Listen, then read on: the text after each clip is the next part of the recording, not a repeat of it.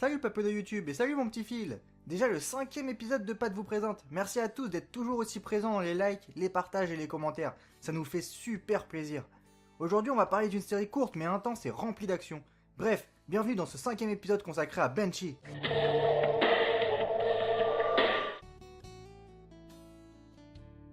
Banshee est une série drama. On retrouve notre personnage principal tout juste sorti de prison après avoir purgé une peine de 15 ans pour vol de diamants.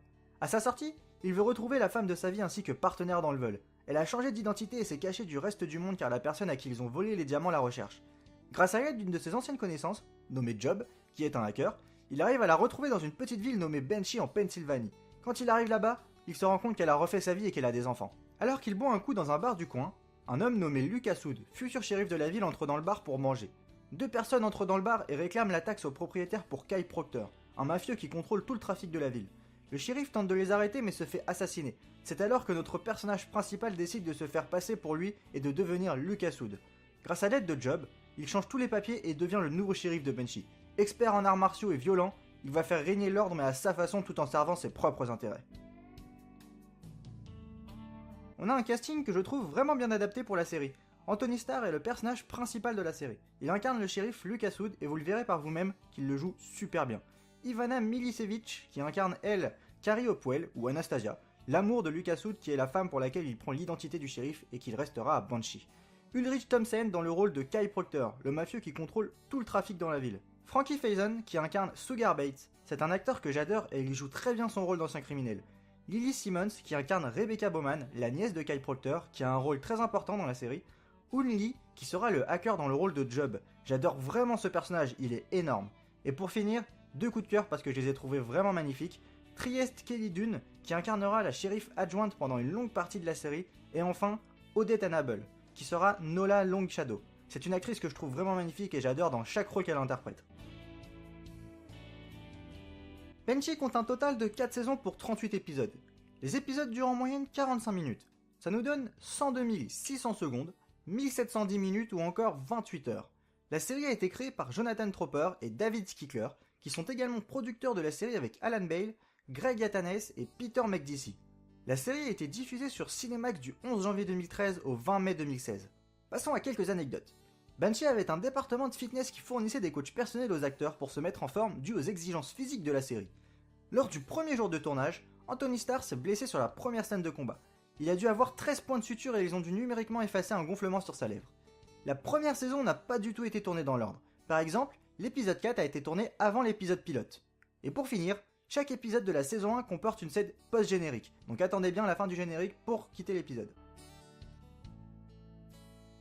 Et c'est un coup de cœur pour moi cette série. J'ai commencé car 2-3 personnes m'en avaient parlé et j'avais rien à regarder donc je me suis dit pourquoi pas. Et bordel que je l'ai pas regretté. Y a pas un épisode de la série où je me suis fait chier. Et c'est très rare. En général, il y a toujours un épisode moins bon qu'un autre où on se dit bon, celui-là il servait juste à amener la suite ou autre. Et bah là pas du tout. J'ai bouffé la série en 2 jours sans jamais m'ennuyer. Déjà parce que l'histoire est vraiment prenante. Les personnages jouent leur rôle parfaitement. C'est rempli de sexe et de violence. Les morts sont hyper bien filmés et interviennent parfois sans qu'on s'y attende. Les décors et la réalisation c'est un grand oui. Les scènes de combat sont vraiment bien tournées et parfois c'est assez dur à regarder avec les os qui ressortent et autres. L'acteur principal joue son rôle de mec torturé à la perfection donc ça le rend vraiment attachant. Et puis, si comme moi vous aimez les jolies femmes, cette série c'est un délice. Bref, comme j'aime le dire, cette série pour moi elle est bien de A à Y. Et oui, pas Z, car il faut bien un défaut. Et dans ce cas-là, je n'ai pas aimé la fin. Et je ne parle pas de l'épisode final, mais bien des dernières minutes de la série. Mais encore une fois, c'est une question de point de vue. Je connais des gens qui ont adoré la fin. Moi je m'attendais pas du tout à une fin comme ça, je l'aurais imaginé tout autrement, donc c'est mon petit point négatif. Mais ça m'empêche pas de l'avoir regardé plusieurs fois. En tout cas, c'est une série que je trouve vraiment sous-cotée dans son genre. Elle mériterait bien plus d'attention. La question que j'ai choisie dans les commentaires de l'épisode précédent m'a été posée par Monsieur White and Black et il me demande: qu'est-ce que tu penses de ceux qui disent que le cinéma et les séries autres que américaines sont forcément moins bien? Très bonne question. Au niveau des séries, je dirais pas que c'est moins bien. Je pense juste qu'il y a tellement plus de séries tournées en Amérique qu'il y a forcément plus de bonnes séries qui sortent du lot. Après, il peut y avoir des séries étrangères qui sont vraiment énormes, mais c'est vrai que l'Amérique domine le marché. Il faut juste pas se fermer aux séries étrangères car on peut vraiment être surpris parfois. Pour les films, c'est un peu pareil mais moins. Il y a beaucoup plus de bons films étrangers que de séries étrangères. Encore une fois, il faut pas se fermer et découvrir. Dis-moi ce que vous pensez de cette question dans les commentaires, je trouve que c'est assez intéressant. Et n'oubliez pas de me poser vous-même une question pour l'épisode suivant. C'est déjà la fin de cet épisode. J'espère qu'il vous aura plu et encore une fois, je vous conseille vraiment de regarder cette série car vous n'allez pas être déçus. Je pense que la prochaine vidéo parlera d'un film et non pas d'une série. J'ai envie d'essayer pour voir ce que ça donne. En tout cas, n'oubliez pas de laisser votre plus beau pouce en l'air et de partager cette vidéo sur les réseaux sociaux à vos amis, à votre grand-mère, à votre poisson rouge, à votre chat et à tous ceux que vous voulez. C'est grâce à vous que cette chaîne avance. Et si vous êtes nouveau, n'oubliez pas de vous abonner, ça fait toujours plaisir. C'était tout pour moi, à bientôt pour de prochaines vidéos. Something